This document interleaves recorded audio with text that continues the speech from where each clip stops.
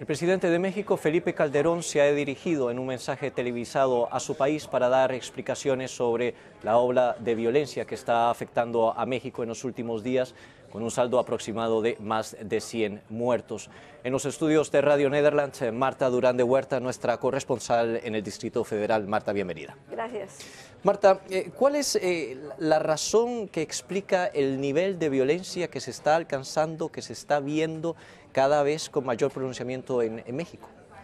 Es una pregunta muy difícil que yo creo que no solamente tiene que ver con la guerra que hay entre las bandas del crimen organizado por territorios, por rutas, sino que va más allá, y en el sentido de que México siempre ha sido un país de mucha violencia que se vive a todos los niveles. Se vive en las casas la violencia intrafamiliar, se vive en la relación de pareja esa violencia, se vive en las calles y hay un autoritarismo muy grande y es un círculo vicioso, es una cadena que habría que romper desde edades muy tempranas. No radica simplemente, como dice el presidente Calderón, a una rivalidad bastante marcada entre los distintos cárteles que en este momento se encuentran operando en México. Bueno, sí, por supuesto, claro que... Es una de las grandes razones, uno de los grandes Sí, factores. La violencia se desató en el momento en que distintas bandas del crimen organizado empiezan a pelear entre ellos por el control de territorios y de rutas. Y la respuesta fue mandar a la fuerza pública, mandar policías, mandar soldados. Y estas Fuerzas Armadas produjeron aún más violencia, sin que haya mejorado los resultados, porque la cocaína, la droga sigue fluyendo a Estados Unidos. Pero lo que ha pasado es un desgarramiento del tejido social. Pongamos como ejemplo Ciudad Juárez. El que pudo se fue y el que no pudo se quedó. Y esa gente es la que está viviendo una violencia espantosa, no solamente por parte de los criminales, sino también de las policías, sino también del ejército. Y se desgarró ese tejido social donde ya no puedes salir a la calle, donde no hay instituciones. Hay lugares donde el vacío de poder es espantoso y ese hueco que dejan las instituciones, que deja el Estado, lo ocupó el crimen organizado. Quiero decir crimen organizado porque no es solamente el narcotráfico. El narcotráfico es uno de los 21 elementos que participa el crimen organizado, que hay secuestro, piratería, prostitución, etcétera, etcétera, ¿no? Todo lo ilegal. Marta, dicho lo cual, nos conduce esto a asegurar de que esta estrategia desarrollada por Felipe Calderón en diciembre de 2006, el hecho de haber sacado 50.000 miembros del ejército incluso a las calles para reforzar el aparato de seguridad del país, esta seguridad nacional por él desarrollada, ¿ha fracasado? Parece que sí, porque la violencia se disparó y creo que se pudo haber hecho otra cosa. Bueno, no solamente atrapar a los capos y extraditarlos o meterlos a la cárcel, pero lo más importante es quitarle el agua al pez. El crimen organizado se nutre de bandas de jóvenes que no tienen trabajo, que no tienen familia, que no tienen futuro, que no tienen nada. Y entonces, si tú eres un joven desempleado, sin escuela, sin nada, y el narcotráfico, las bandas o ser sicario te ofrece dinero rápido, dinero fácil, la posibilidad de escalar, entre comillas, socialmente, porque para ellos escalar socialmente es tener un coche de lujo, tener 4 celulares. Si eso te lo da el narcotráfico, entonces tú estás dejando tu generación de jóvenes a las manos del crimen organizado. Y entonces se debió haber hecho una inversión muy grande de escuelas, de centros de rehabilitación, de deportes, de salud pública, de muchas cosas, porque la violencia, digamos, las Fuerzas Armadas llevaron aún más violencia, los problemas no se solucionaron, ¿no? Entonces, hay que rescatar a todos esos jóvenes que son los que alimentan las bandas de crimen organizado, son los sicarios, hay sicarios adolescentes que saben que van a vivir 2 o 3 años.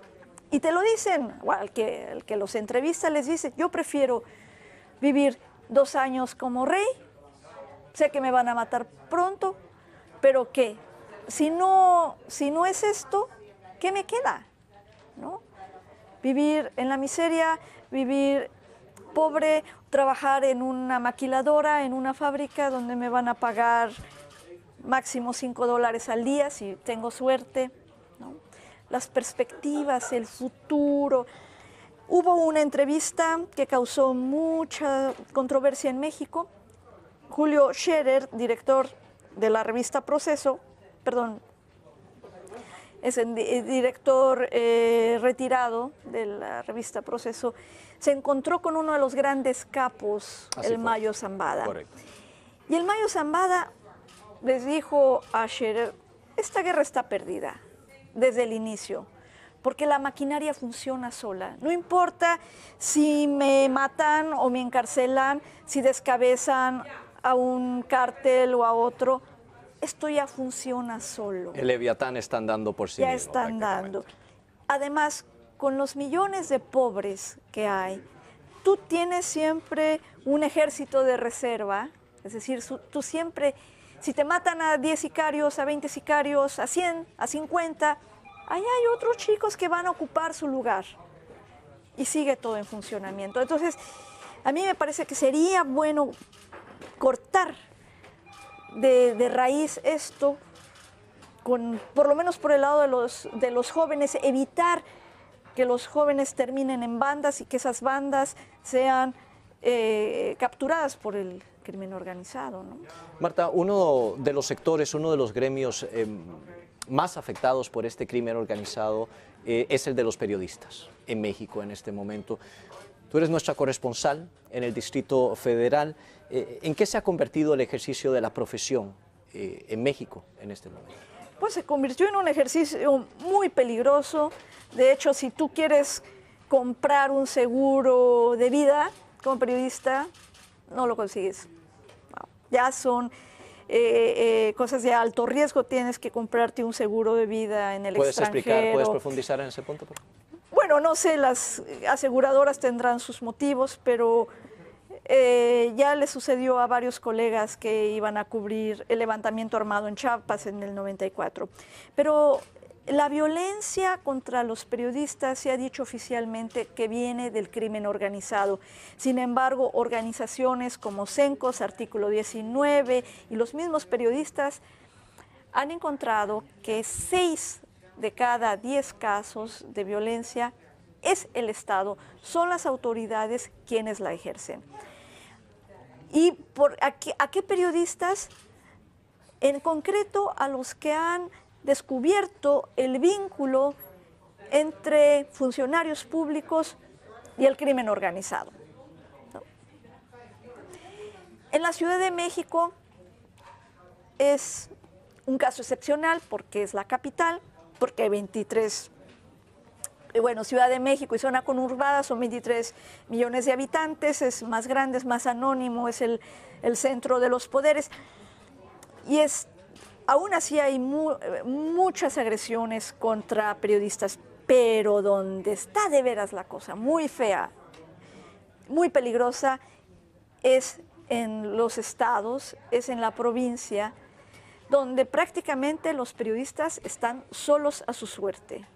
Supeditados completamente a lo que es la voluntad y la determinación del crimen organizado. Entonces. Sí, sí. Un periodista que escribió una nota sobre el sobrino de la procuradora, creo que fue, no me acuerdo si fue de Sinaloa, de Chihuahua, un joven con una camioneta de lujo llena de cocaína, matan al chico, el periodista hace la nota y lo desaparecen. o el fotógrafo que saca la foto, la instantánea de una fiesta, de un candidato a diputado, a gobernador, a lo que sea, abrazando a un capo. Adiós, fotógrafo. Y además del problema cada vez más creciente de que estos grupos, estos sectores del crimen organizado están determinando de forma directa ya la agenda propiamente periodística de México. Bueno, tú abres los periódicos y chorrean sangre, entonces toda la violencia, todos los asesinatos que serían en tiempos normales de nota roja, pues resulta que ya son temas de diario ineludibles por la magnitud de la violencia y porque es prácticamente un sitio de guerra ahora. Entonces, la violencia te marca, por un lado, la agenda y los asesinos a sueldo también, porque en provincia te llama o llaman a la redacción, pero normalmente los sicarios te llaman al celular, te dicen, tú te vas a tal lugar a cubrir un ejecutado. Y si no vas, el ejecutado vas a ser tú o tu familia. Llega el fotógrafo y el asesinado aparezca en las noticias es la manera del sicario de probar, aquí cumplí mi trabajo. Querían que matara a fulanito, ya lo maté, aquí está, ¿no? Es una manera de mostrarle al jefe, cumplí. Y entonces esa violencia, el que te llamen los narcos o el crimen organizado y te diga o vas, o a la redacción, publiquen esto o no publiquen. Si no lo publican, les ponemos una granada, les matamos a alguien y lo publican. Por ejemplo, el Colegio de la Frontera Norte, que es una institución que estudia centro de análisis, todo lo que tiene que ver con los fenómenos sociales, políticos, económicos que se dan en la frontera norte, hace años empezaron a estudiar el narcotráfico, antes de que empezara toda esta violencia y todas estas cosas a estos niveles. Y les pusieron una bomba en el centro de análisis. Y ellos entendieron, tenemos que sacar de nuestra agenda narcotráfico. Y dejaron de hacer estudios del narcotráfico. ¿No? Uno de los casos más emblemáticos de la violencia en este momento que afecta a tu país, México, es el caso emblemático de Ciudad Juárez. Desde hace años, efectivamente, registrando un índice muy alto de violencia, un índice muy alto de asesinatos, un índice muy alto de violencia contra las mujeres. Se nota tímidamente un compromiso cada vez mayor también y un compromiso cada vez mayor por parte de los Estados Unidos en lo que es el crecimiento de este conflicto. ¿Se percibe como suficiente desde México este posicionamiento que está realizando Washington, el presidente Barack Obama, sobre la situación fronteriza? Mira, tradicionalmente a Estados Unidos lo que le importa es que haya gobernabilidad en México. No es que les preocupe mucho si los mexicanos viven bien, viven mal, hay respeto a los derechos humanos. La gobernabilidad es lo que les importa. ¿Por qué? Porque cuando no hay gobernabilidad viene un flujo migratorio enorme. Además, ya les asesinaron a tres personas vinculadas al consulado norteamericano en Ciudad Juárez. Hay inversiones, hay intereses. Ahora, Ciudad Juárez es un punto neurálgico porque es frontera, ¿no?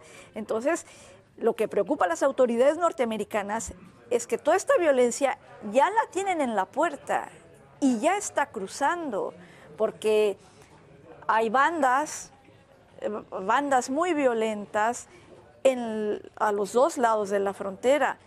Hay narcotráfico, por supuesto, pero ya la guerra de los cárteles ya no solamente lo tienen en la puerta, sino que en algunos lugares ya está penetrando.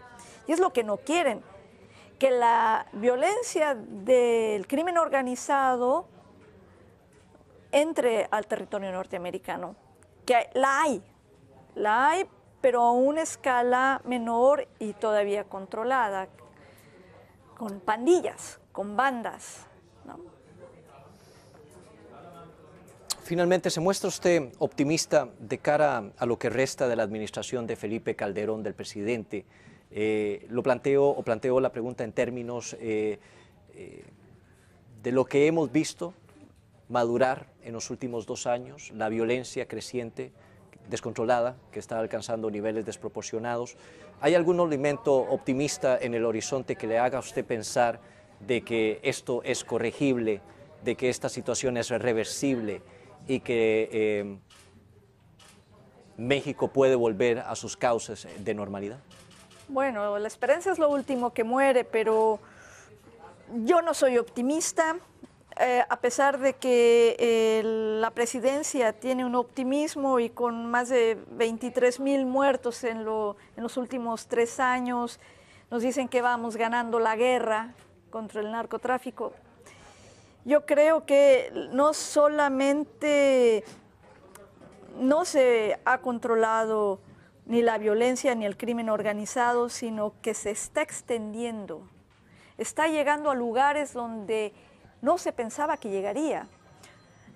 Antes estaba muy localizado, Chihuahua, Ciudad Juárez, y de pronto vimos que en Monterrey, una de las ciudades más ricas de México, con una élite industrial multimillonaria, de pronto el crimen organizado roba coches, camiones, secuestra camiones con todo y pasajeros, los atraviesa en las calles para que la policía no pueda llegar. Y hacen lo que quieren, ¿no? Tienen un control los territorial. Narcobloqueos son estos. Los narcobloqueos. Los famosos narcobloqueos. ¿No? Sí. Y empiezan los asesinatos y las masacres, y en lugares donde uno pensó que nunca habría. La Ciudad de México tenemos asesinatos vinculados al narcotráfico y al crimen organizado, no en las proporciones que en el norte de México. En el Estado de México, la zona conurbada, industrial, rica y muy cercana a la Ciudad de México, que serán 40 kilómetros, 50 kilómetros, tiene unos índices de violencia, de asesinatos, de feminicidios, incluso ya mayores que en Ciudad Juárez. Y uno se pregunta, ¿por qué? ¿Y qué pasa con las autoridades? ¿Cómo? Eso me recordaba a unos compañeros periodistas que decían, bueno, la prensa, algunos periódicos empezaron a contar el número de muertos, ¿no? Llevaron al conteo de cuántos muertos hubo hoy, pero cuando te planteas la pregunta de por qué lo mataron, no hay respuesta. ¿O por qué no se evitó? ¿Por qué hay tantos muertos y no hay manera de frenarlo?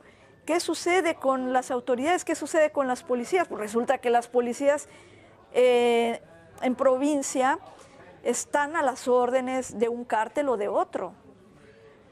El ejército está infiltrado por el crimen organizado. Parece que la Marina no.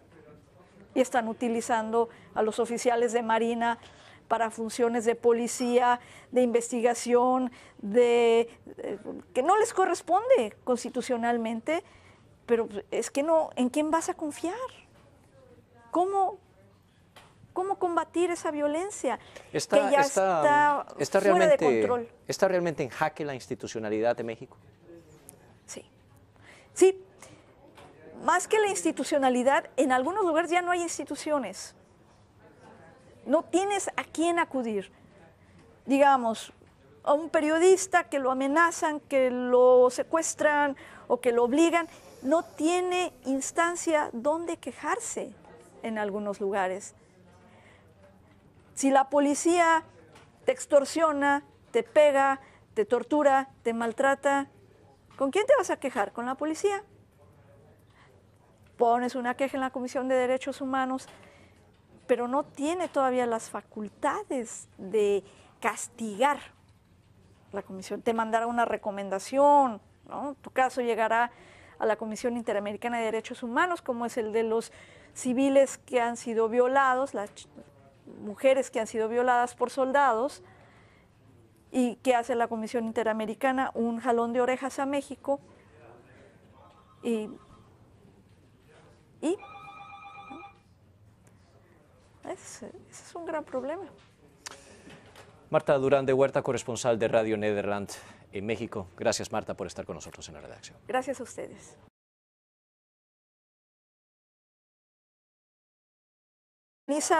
Que hay secuestro, piratería, prostitución, etcétera, etcétera, ¿no? Todo lo ilegal. Marta, dicho lo cual, nos conduce esto a asegurar de que esta estrategia desarrollada por Felipe Calderón en diciembre de 2006, el hecho de haber sacado 50.000 miembros del ejército incluso a las calles para reforzar el aparato de seguridad del país, esta seguridad nacional por él desarrollada, ¿ha fracasado? Parece que sí, porque la violencia se disparó y creo que se pudo haber hecho otra cosa, bueno, no solamente atrapar a los capos y extraditarlos o meterlos a la cárcel, pero lo más importante es quitarle el agua al pez.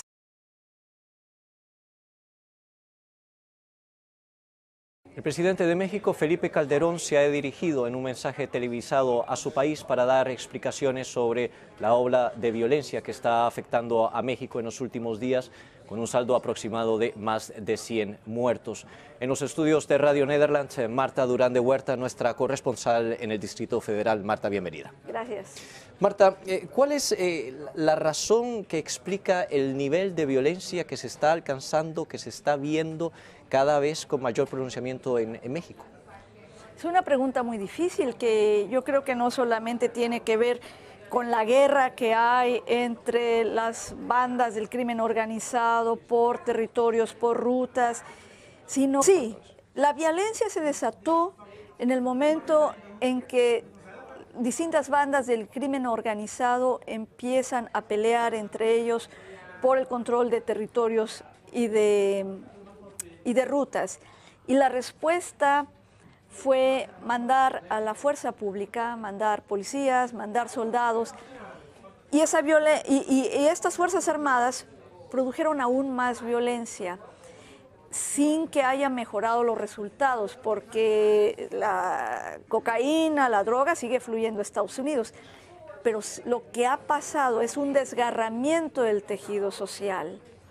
Pongamos como ejemplo Ciudad Juárez, el que pudo se fue, y el que no pudo se quedó. Que va más allá, y en el sentido de que México siempre ha sido un país de mucha violencia que se vive a todos los niveles. Se vive en las casas la violencia intrafamiliar, se vive en la relación de pareja esa violencia, se vive en las calles y hay un autoritarismo muy grande y es un círculo vicioso, es una cadena que habría que romper desde edades muy tempranas. No radica simplemente, como dice el presidente Calderón, a una rivalidad bastante marcada entre los distintos cárteles que en este momento se encuentran operando en México. Bueno, sí, por supuesto, claro que... Es una de las grandes razones. Y esa gente es la que está viviendo una violencia espantosa, no solamente por parte de los criminales, sino también de las policías, sino también del ejército. Y se desgarró ese tejido social donde ya no puede salir a la calle, donde no hay instituciones. Hay lugares donde el vacío de poder es espantoso y ese hueco que dejan las instituciones, que deja el Estado, lo ocupó el crimen organizado.